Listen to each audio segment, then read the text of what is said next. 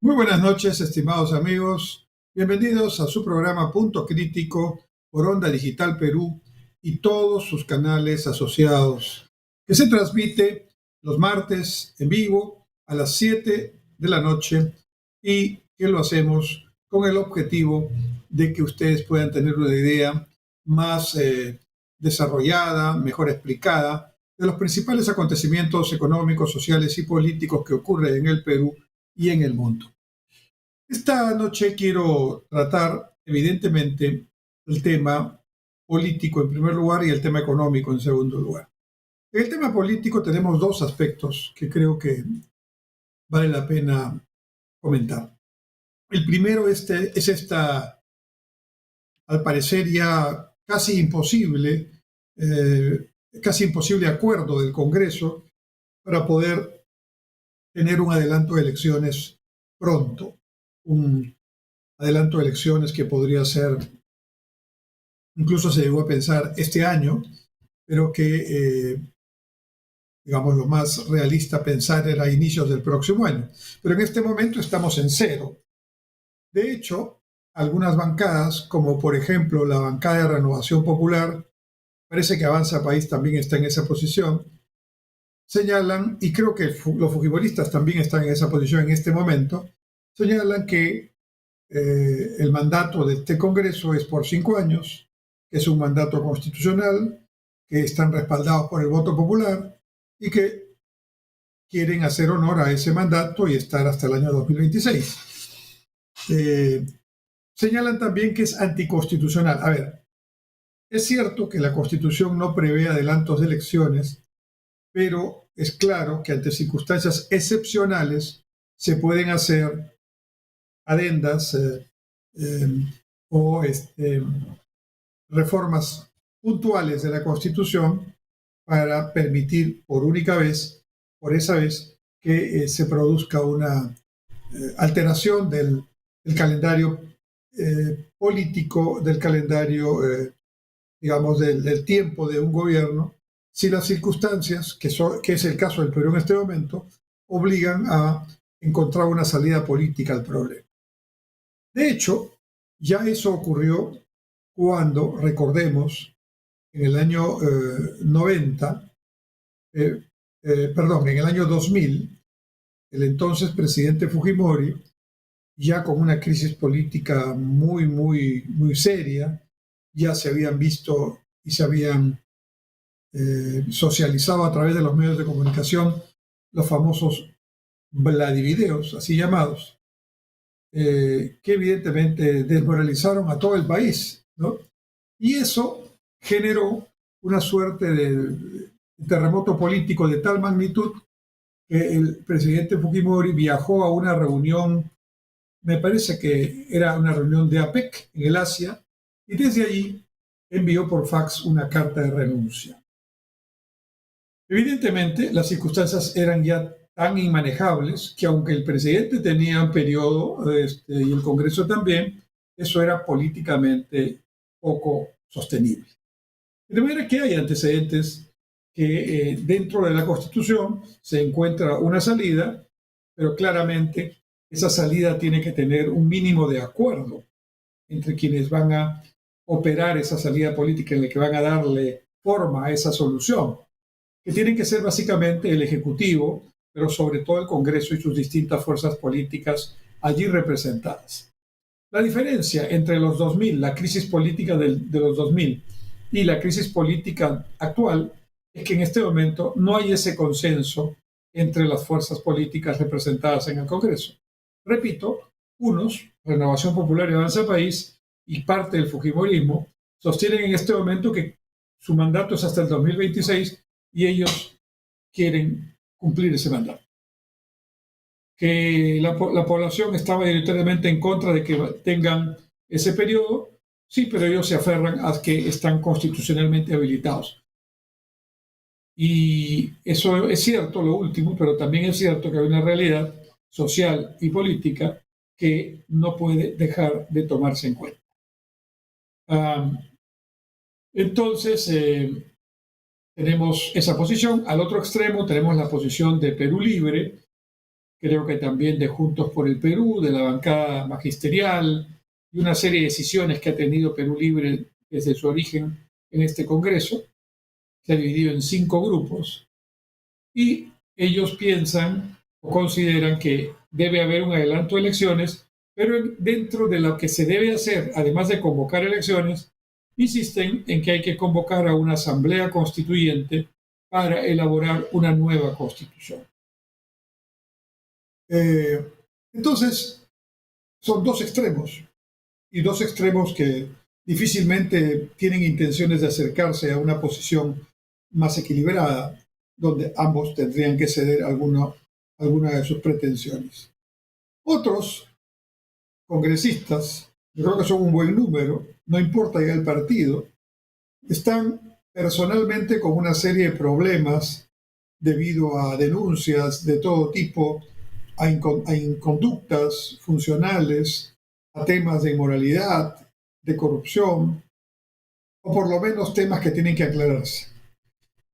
Y por ese lado, aunque ya la inmunidad parlamentaria está venida a menos, sin embargo, pretenden que desde el Congreso pueden seguir teniendo algún tipo de capacidad de defensa que ya no tendrían si dejaran de ser congresistas.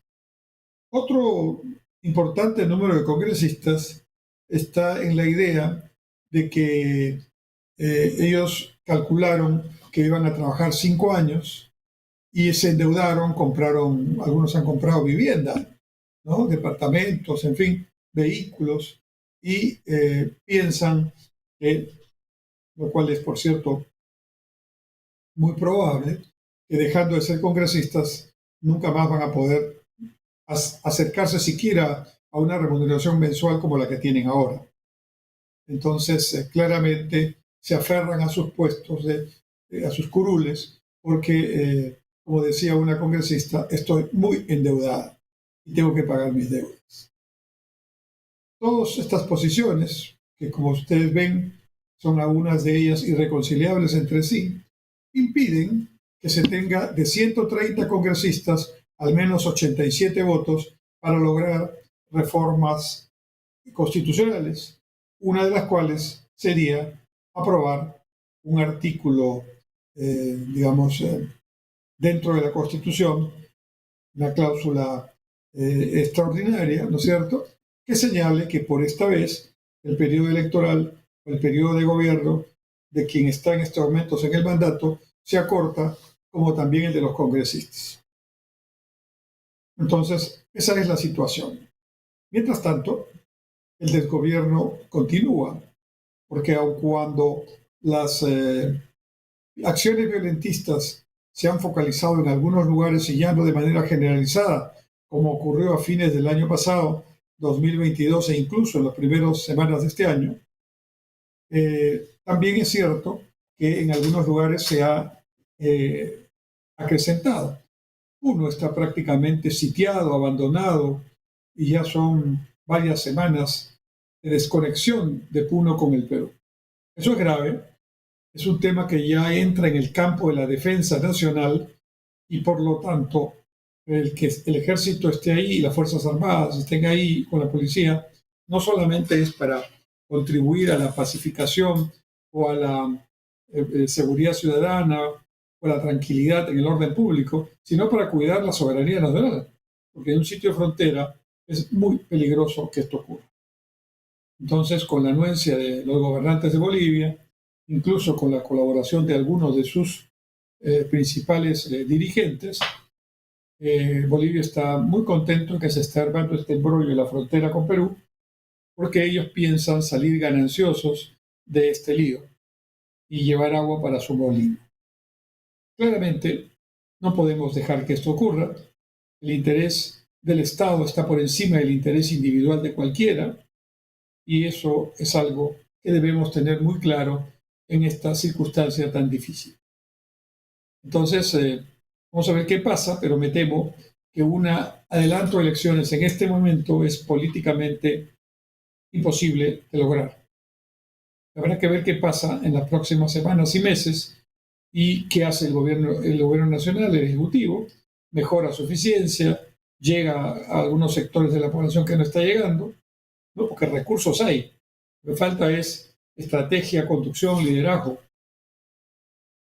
Y lo que obviamente tiene que pasar también es que deberían haber unas mínimas acciones para que el sistema electoral pueda, si no cambiar profundamente, por lo menos matizar algunos temas que hoy están contribuyendo a la mediocridad y a la improvisación. Por ejemplo, creo que por esta vez habría que cambiar la norma. No es la Constitución, es una ley que establece que los partidos políticos tienen que estar registrados en el ROP es ROP, el Registro de Organizaciones Políticas Oficial del Jurado Nacional de Elecciones. Solo los que están inscritos debidamente y plenamente en el ROP pueden participar en procesos eleccionarios, son, digamos, partidos políticos u organizaciones políticas reconocidas. Solo los que están allí van a participar. A mí no me preocupa, como algunos analistas, que haya tantos partidos políticos. Lo que me preocupa es que sean incapaces de poder ponerse por encima de sus pretensiones personales, individuales, de grupo, y poner al país por adelante, ¿no? Y esa falta de capacidad de desprendimiento, esa falta de diálogo, esa falta de capacidad de escucha, creo que nos está, digamos, generando muchísimos problemas en este momento. Entonces, para terminar este punto, creo que el Perú necesita una salida política. La salida política del adelanto de elecciones por el momento no parece tener ni 60 votos dentro del Congreso, necesitan 87 o más. Y entonces, por el momento, lo que más factible parece que va a ocurrir es que va a buscarse una cercanía con las zonas de mayor conflicto en el interior del país para establecer agendas específicas que permitan solucionar parte de la problemática que los aqueja, y que es cierto que los aqueja y que hay que superar. Vamos a hacer un primer intermedio y volvemos en un momento en Punto Crítico.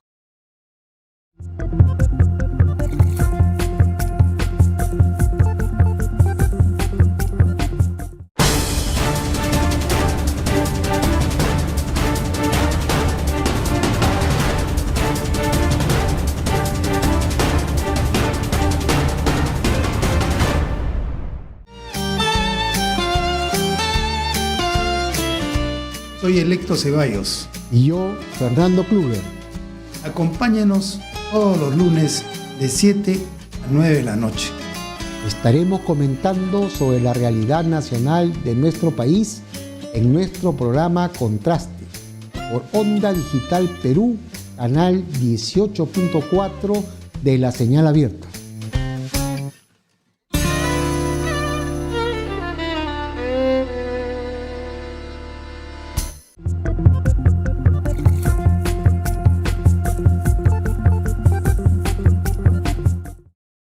Nuevamente con ustedes, estimados amigos, aquí en Punto Crítico, segundo bloque. En el primero hemos hablado algo de la coyuntura política. En este segundo quiero ponerle un poquito de humor para no ser tan serios y solamente críticos a una declaración periodística que escuché el otro día por una radio que hizo el congresista Waldemar Cerrón de Perú Libre, hermano de Vladimir Cerrón, el líder de ese partido. Todos sabemos que Cerrón Vladimir, Cerrón Waldemar y todos los que forman parte de Perú Libre tienen como bandera principal, yo diría única, que para solucionar cualquier problema lo que hay que hacer es cambiar la Constitución. Entonces el otro día, y esta es la parte anecdótica y algo jocosa, una periodista está entrevistando al señor Cerrón en el Congreso de la República, a Waldemar, al congresista de Perú Libre, y le estaba preguntando por circunstancias políticas del día, pero la periodista, que también había hecho previamente un reportaje en El Mercado del precio del pollo, que como sabemos está subiendo en estos días, ¿no? Entonces le dice al congresista Cerrón. Congresista, ¿y usted qué le diría a esa señora que está en estos momentos en el mercado y está viendo que no le alcanza para comprar el pollo porque el precio ha subido bastante? Sin titubear, el congresista Waldemar Cerrón le dice, yo le diría que hay que cambiar la Constitución. Bueno, la periodista usa la lógica y le pregunta lo que cualquiera de nosotros preguntaría una vez que escucha tal afirmación. Y la periodista le dice, ¿de qué manera cree usted que un cambio de la Constitución puede hacer que baje el precio del pollo? La pregunta está bien hecha y sale de lo que acaba de escuchar. El congresista Cerrón, nuevamente con una gran seguridad, sin titubear, dice, porque el precio del pollo ha subido, porque como usted sabe, le dice, eso lo manejan monopolios privados. Y los privados nunca se van a interesar en el bienestar de la gente, en el bienestar del pueblo. Entonces, lo que nosotros queremos, dice, es establecer empresas públicas, lo dijo finalmente, ¿no?, que manejen esas producciones, esos consumos, y lógicamente la empresa pública sí se va a preocupar del ciudadano y no le va a dar el producto al precio correspondiente. Lo va a subsidiar, en otras palabras. Bueno, ya siguió hablando de otros temas, pero me quedó esta idea media graciosa, ¿no?, de que necesitamos que llueva, hay que cambiar la Constitución. Necesitamos que la educación mejore, hay que cambiar la Constitución. Necesitamos que el Perú se clasifique al próximo Mundial de Fútbol, hay que cambiar la Constitución.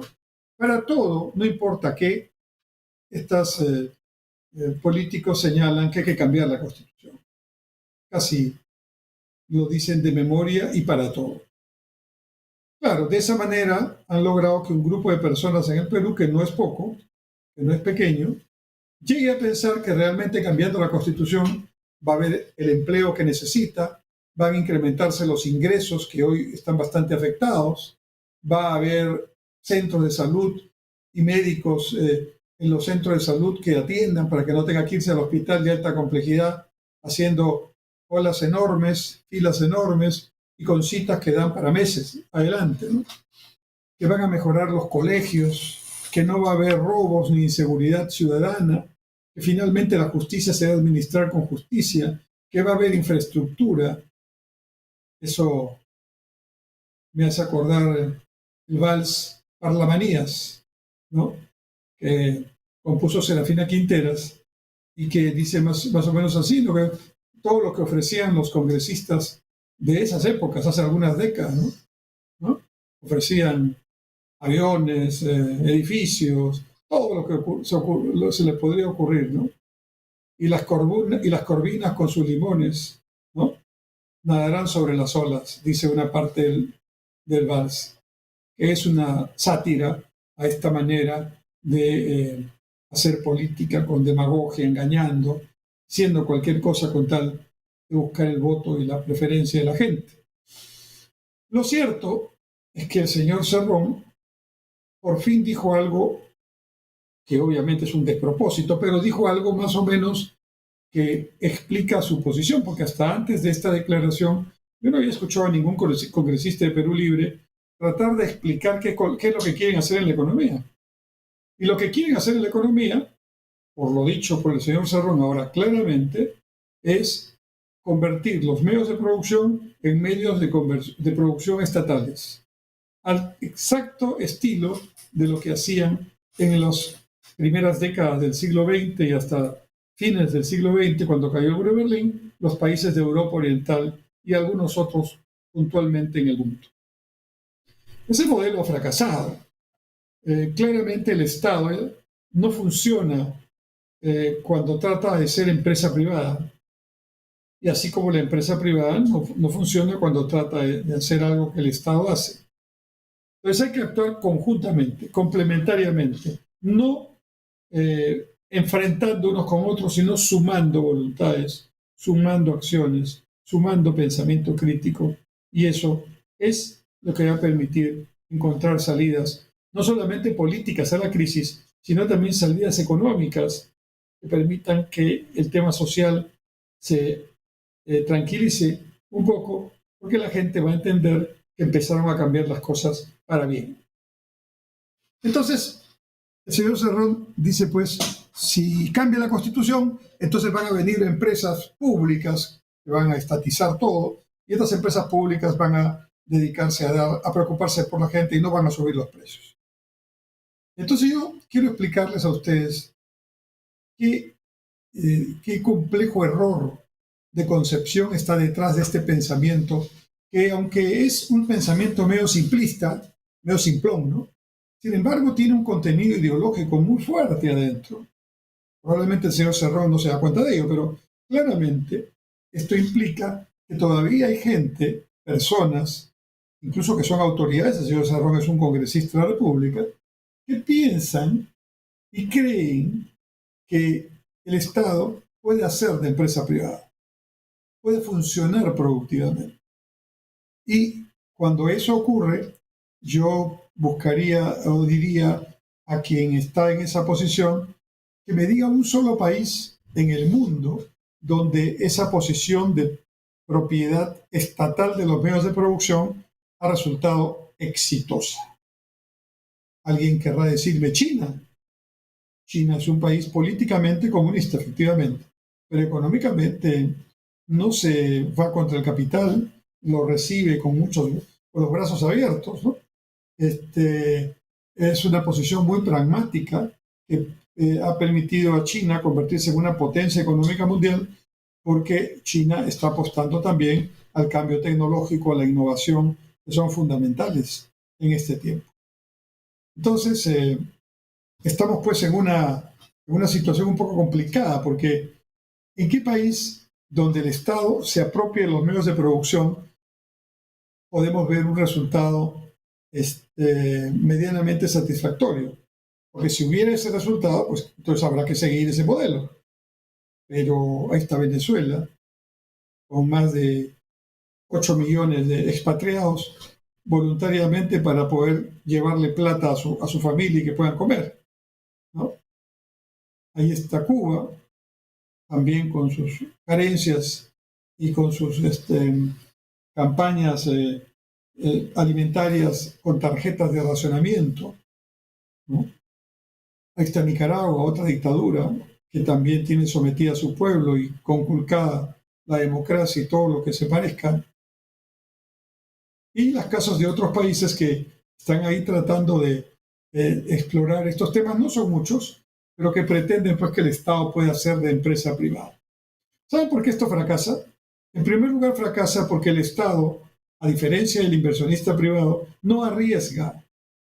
El Estado, el dinero que invierte, lo invierte a ciencia cierta en proyectos que tienen buenos estudios, porque el recurso, el dinero que van a poner ahí, no es dinero de los funcionarios públicos, sino es dinero de todos nosotros. Es un dinero público y por lo tanto hay que cuidarlo, hay que preservarlo, hay que buscarle su mejor uso. Estamos entonces en una situación en la que el tema pareciera muy fácil. Si cambio la Constitución, ergo, luego, todo esto se soluciona. Pero no es así.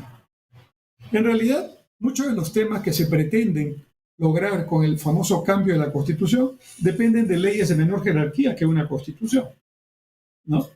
Por ejemplo, yo quiero cambiar la Constitución para que no haya delincuencia en el Perú. Bueno, tengo que cambiar el Código Penal, ¿no? Que es una norma legal, ¿no? Tengo que articular mejor a la policía, darles recursos, y eso todo son tareas del Ejecutivo o son normas a nivel de ley y no de Constitución. Quiero darle a la educación pública mayor calidad, de manera tal que los niños que estudian en los colegios públicos puedan terminar su secundaria con mínimos de competencias que estamos queriendo desarrollar. Muy bien.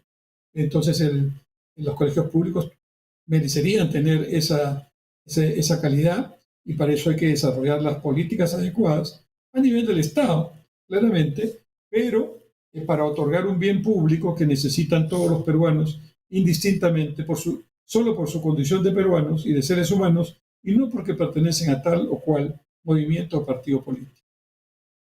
Pues aquí hay otro tema que hay que repasar, ¿no es cierto? La coherencia entre lo que decimos y lo que hacemos, claramente para poder lograr que este tema del cambio de constitución se analice bien. Por eso cuando el congresista Cerrón dijo tan ligeramente y tan rápidamente, pero lo dijo con mucha convicción, si cambia la constitución bajará el precio del pollo, es que el señor Cerrón está desconociendo la realidad en la que el mercado existe. El mercado no es perfecto, pero existe. Y si uno tiene dudas sobre esto, pues no tiene que ir a un mercado físicamente. Basta con darse cuenta que los mercados reaccionan frente a circunstancias en las que consideran los inversionistas, los analistas, los banqueros, consideran que podría estar su patrimonio, su capital en peligro. Y tienen seguros para eso, que sin duda los han comprado para ese objetivo. Pero lo que quiero decir es que estamos en un ámbito en el que parece que todo se soluciona con la Constitución. Y para terminar este bloque con una, digamos, referencia jocosa, bueno, parafraseando al señor Valdemar Cerrón, yo diría, sí, claro, lo primero que haría sería darle a la, digamos, a la producción, a la economía, una inyección de recursos públicos con gerencia pública, ¿no? Eso sería un poco lo que algunos están pensando. Pero el querer hacer eso no significa que vaya a funcionar. Y les aseguro que no va a funcionar. Y por eso mucha gente se siente frustrada, porque ve que aunque se trabaja, se dedican buenas horas para poder desarrollar argumentos válidos, esto no funciona porque definitivamente no se han completado los eslabones de la cadena. Entonces, que digamos que la Constitución va a cambiar todo, me hace pensar que, exagerando y bromeando, por supuesto, podríamos decir, ¿quiere usted hablar inglés? Que cambie la Constitución. ¿Quiere usted que su gato hable? Cambie la Constitución. ¿Quiere usted viajar por todo el mundo? Cambie la Constitución. Así de simplones son los argumentos. Y entonces hay que mirar, digamos, detenidamente este tema, porque claramente no está funcionando bien, ¿no? No está funcionando bien el razonamiento de estos congresistas, ¿no? Miren el caso chileno. Todo un tiempo, más de casi 3 años, elaborando una constituyente, que, discúlpenme el adjetivo, era un verdadero mamarracho lo que habían hecho, ¿no? Y de eso se dio cuenta la población, y buena parte de la población que había votado a favor del referéndum terminó votando en contra de la Constitución que ese referéndum provocó. Entonces, ¿qué lecciones podemos tener? No podemos desconocer la existencia del mercado, de los precios, del factor escasez, ¿no? De los mercados paralelos cuando hay controles. Y no podemos desconocer el hecho de que la inversión privada y las empresas privadas tienen un rol y el Estado tiene otro rol. Pero no son roles que compiten entre sí, sino que son roles que deben complementarse entre sí, enriquecerse entre sí, y ese creo que es el objetivo que debemos buscar. Hagamos un alto y volvemos en un momento en el tercer y último bloque de Punto Crítico.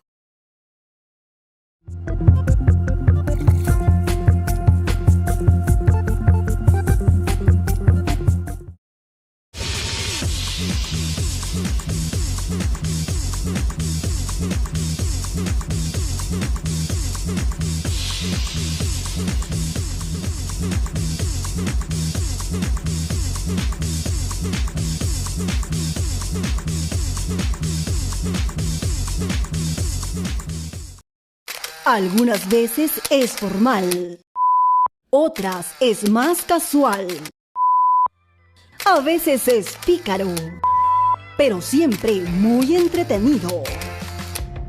Por fin es hoy, con Hamilton Segura, por Onda Digital Perú, canal 18.4.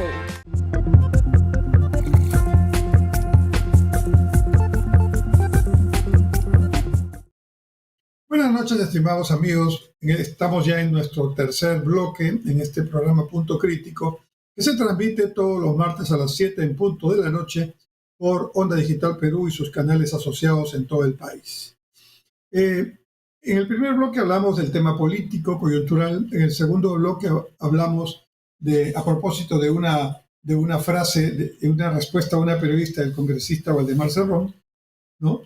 Que señaló textualmente que a una señora que está en el mercado agobiada por el importante incremento en el precio del pollo, le diría que vote y que apoye el cambio de constitución, porque cuando cambie la constitución, en esa constitución que se pretende hacer, se diría que las empresas pueden ser empresas públicas y el sector público se encargaría de que no suba el precio del pollo.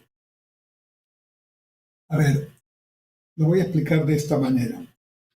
Supónganse que ustedes tienen algunas líneas de fiebre.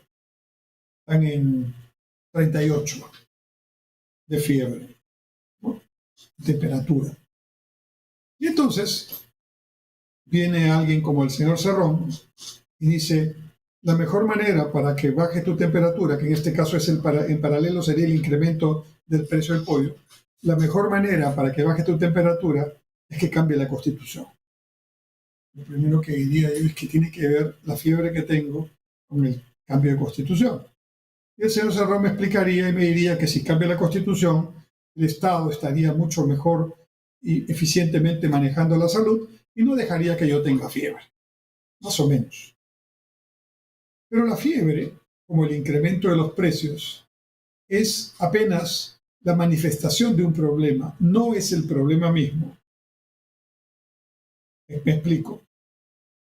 Si yo quiero resolver un problema que se manifiesta de tales formas, lo primero que tengo que hacer es identificar qué es lo que está generando esa manifestación, en este caso, esa inflación o esa fiebre, si es el ejemplo médico. Yo tengo que encontrar entonces la razón de ese desequilibrio que está llevando los precios hacia arriba en un producto importante como el pollo. Y probablemente lo que está ocurriendo son varias cosas. Primero, deben haber subido mucho los costos. Los costos, con los que el empresario que produce y cría los pollos, y los produce y los vende, tiene que lidiar esos costos para poder lograr un buen producto. Parte importante de esos costos, habrá costo de energía, costo de agua, ¿no? Alquileres, pero parte importante de ese costo es el alimento para los animales, el alimento balanceado para los animales. Y entonces, ¿qué ha pasado? Bueno, todos los animales, el ganado, los pollos también, comen un alimento especial, se llama alimento balanceado, porque balancea proteínas, ¿no?, con fibra. Y esa combinación de ese balance es el que permite que tengamos una comida adecuada para los animales que están siendo criados dentro de una actividad con fines alimenticios. Resulta que uno de los componentes más importantes de ese alimento balanceado es el maíz. Y resulta que el maíz que se usa para alimento balanceado no es el maíz que nosotros producimos, sino un maíz que importamos. De suerte tal que si ese maíz sube de precio, por cualquier razón, el costo del pollo va a incrementarse, porque uno de sus principales costos, que es el alimento, está entrando con cierto retraso. ¿No? Importado, me refiero. Y claramente esto ha sido, todavía más crítico cuando estalló hace un año la guerra que Putin impuso a Ucrania. Como esa zona es una zona muy estratégica en Europa Central, en Europa, para fines energéticos, ¿no?, también es muy estratégico para fines alimenticios. Y bueno, entonces se importa el maíz y el maíz importado es parte del alimento balanceado del pollo. Sube el precio del pollo por estas circunstancias internacionales que no manejamos, sube el precio del maíz, sube el precio del pollo y el mercado toma conocimiento y recibe el impacto de este incremento, porque el pollo es un componente importante de la canasta familiar en el Perú. Entonces ahí ya vamos viendo el detalle de las cosas, ¿no? No nos quedamos en frases genéricas ni en argumentos ideológicos. Si el costo del pollo sube, el precio del pollo va a subir. Entonces alguien como el señor Cerrón y otros dicen, no, pero controlemos ese precio, ¿no? Bueno, es como, volvamos al ejemplo, si yo me tomo una tableta, un paracetamol, ¿verdad? Y la fiebre va a bajar en circunstancias normales, ¿no? De manera que ya controlé que la fiebre no se pase en ciertos límites. Pero igual, el especialista me tiene que decir por qué ocurrió ese desajuste que llevó a la fiebre, ¿no? Y eso hay que estudiarlo, hay que investigarlo, ¿no? Pues todo esto pasa mientras estamos tratando de tener el pollo que consumimos en los mercados. Pero si además de esto el tipo de cambio fluctúa y como el precio del pollo surge en parte de importaciones que se hacen, por ejemplo, de maíz, entonces también por el lado del tipo de cambio tenemos un efecto cambiario sobre el precio y claramente eso también nos afecta negativamente. Y el conjunto de estos factores hace que baje la demanda y al bajar la demanda, automáticamente los productores de pollo, ¿no? Las avícolas, ¿no? Van a bajar su producción. Además, muchos problemas simultáneos, la crisis política que genera desconfianza, incertidumbre, la crisis sanitaria por el COVID-19, ¿no? Todo eso junto, más circunstancias internacionales como la guerra entre Ucrania y Rusia, nos dan una suerte de conclusión. Hay que actuar rápido porque esto parece que se va a complicar. Y entonces, en esas circunstancias que está subiendo el precio del pollo. O sea, tiene una explicación. No es que las grandes transnacionales y los oligarcas de la derecha, ¿no? Son los que producen eso, sino que la actuación que hay que hacer parte de otro diagnóstico que es totalmente equivocado a quienes están en esa posición. Ahora bien, si el precio del pollo no va a bajar porque cambiemos la Constitución, ni el pollo va a hablar porque cambiemos la Constitución, entonces claramente este tema hay que mirarlo con especial cuidado y responsabilidad, con base en datos, en información precisa y oficial y con, digamos, comparando diferentes escenarios para que, como siempre, el escenario que sea aplicado sea el más adecuado. Probablemente uno será un escenario más de centro que un escenario de extremo de izquierda o de derecha. Entonces, esta circunstancia de la afirmación del precio del pollo y del cambio de la Constitución me lleva a volver a un tema que ya había conversado con ustedes en programas pasados y tratar de hacer una simulación de qué es lo que realmente quisieran los que hoy se desviven por cambiar la Constitución, qué es lo que estaría detrás de este pedido, este deseo que ha contagiado a mucha gente. Hayan tenido habilidad los dirigentes de izquierda radical, porque sin tener muchos argumentos, sin tener mucha prueba, han logrado convencer a mucha gente que hay que cambiar la Constitución, ¿no? Es un despropósito, es una demagogia, eso no va a funcionar, pero mucha gente sigue creyéndolo y obviamente hay que trabajar con esa gente comunicacionalmente para explicarle que le están engañando y que eso no va a resolucionar sus problemas principales, ¿no? Entonces, en ese contexto, quisiera plantear en esta parte final del programa unos elementos que creo yo podrían ayudar para encontrar un camino de salida, pero con contenido y perspectiva y no solamente salir para estar en lo mismo, ¿no? Primero, creo que tenemos que tener una visión compartida del Perú. Ya hay una visión al 2050, ya hay varios, instituciones y personas que están tratando de hacer perspectiva, mirar el futuro, pero el grueso del Perú está en el día a día. Y eso nos impide hablar de planeamiento estratégico y usar ese importante instrumento para mejorar la eficiencia del gasto en cualquier lugar del Perú. Y se puede hacer, y se tiene que hacer, lo tendremos que hacer en algún momento. Bueno, entonces, ¿qué tendría que pasar para que esto también sea favorablemente impulsado? Tendrían que los partidos políticos hacer una verdadera reingeniería de sus actitudes, de sus organizaciones hacia el interior, de sus liderazgos, de sus métodos políticos, que hace más de una década están en serios cuestionamientos. Y con los partidos dándole la razón a quienes quieren, con este elemento, solo destruir la democracia general del caos como único objetivo. Entonces, ¿qué tendrían que hacer los partidos políticos para que pueda salvar esta situación y hagan su papel?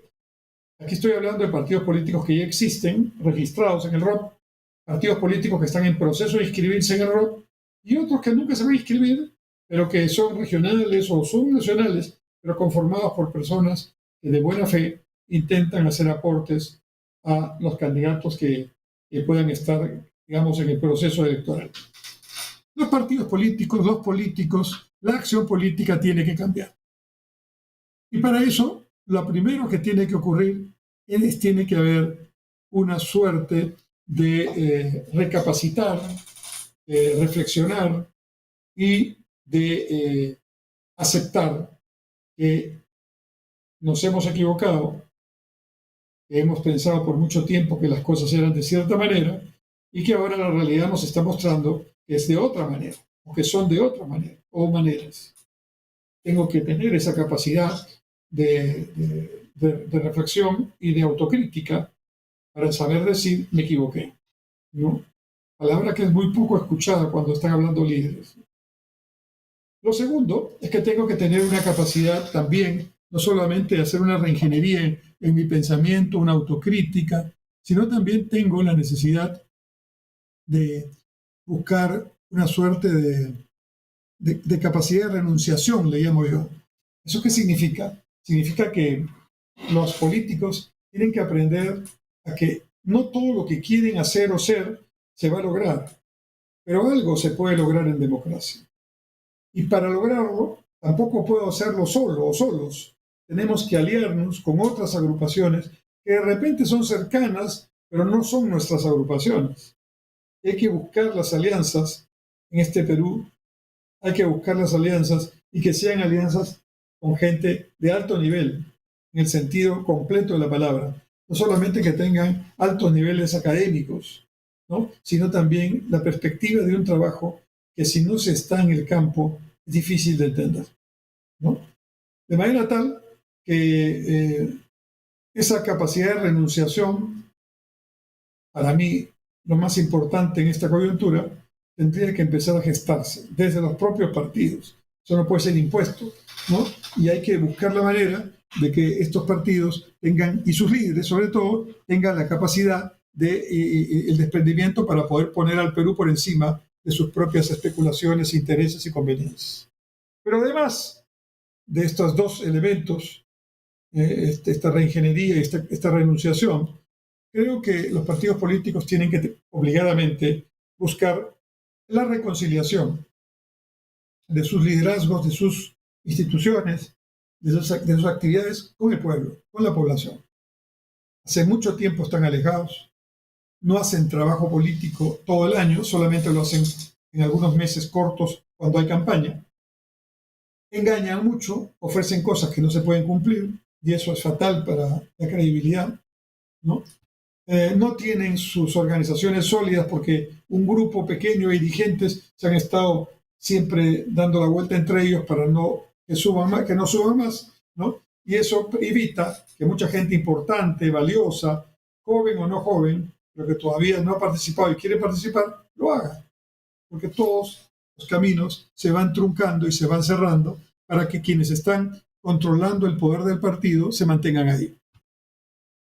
Mientras no haya esa reconciliación con la población para acercarse a ellos siempre, no solo en campaña, y trabajar con ellos en sus principales necesidades, en sus principales inquietudes, ese trabajo político no fructificará y seguirá produciéndose la gran desconfianza que hay en este momento con la política, con los políticos, con las instituciones, incluso con el sistema democrático para algunos.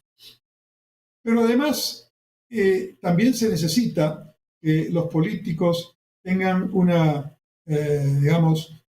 propuesta, tengan una reforma, planteen reformas que permitan realmente transformaciones de fondo en el Perú. Una de esas reformas tiene que ser en el campo educativo, para no repetir los errores del pasado. Otra de esas reformas tiene que estar vinculada al aparato del Estado, y sobre todo la descentralización. Creo que, digamos, esta manera de entender al Perú con compartimentos estancos, centros poblados, distritos, provincias, regiones, solo alimenta la desigualdad, estimula la desintegración nacional, fomenta la pobreza y no ayuda a los que hay que ayudar con mayor énfasis. Entonces, tenemos ahí un problema porque realmente los partidos políticos no están haciendo nada de esto. Y tampoco están haciendo escuela, capacitación, formando nueva gente, ¿no? En realidad están bastante fuera de circuito, como si no tuvieran reflejos, como si solo hubiera vida y ánimos para estar en una campaña, a ver si me liga. Pero mientras tanto, la acción política está abandonada. Y ese abandono es el que toman especialmente extremos de izquierda para tratar de llevar agua para su molino y generar lo que siempre han querido generar: caos, desorden, ¿no? Acusaciones por aquí, por allá, incendios por aquí, por allá, ¿no? Tomas de carreteras por aquí, por allá, pero que en la práctica, al día siguiente de esa acción, la pregunta es, ¿qué se logró? ¿Algún cambio importante? Y eso, lamentablemente, vemos que no funciona. Entonces, los partidos políticos necesitan reconciliarse con el pueblo, hacer la ingeniería de ellos mismos, de sus propuestas de política pública, de sus planes de gobierno. Y eso será, entonces, un elemento o varios elementos que ayudarán a que esta situación se componga. Estimados amigos, ha sido un gusto estar con ustedes hoy, martes 7 de marzo del 2023. Espero, Dios mediante, estar con ustedes más adelante para seguir haciendo comentarios sobre la coyuntura económica, social y política del país y del mundo. Muchas gracias. Hasta entonces.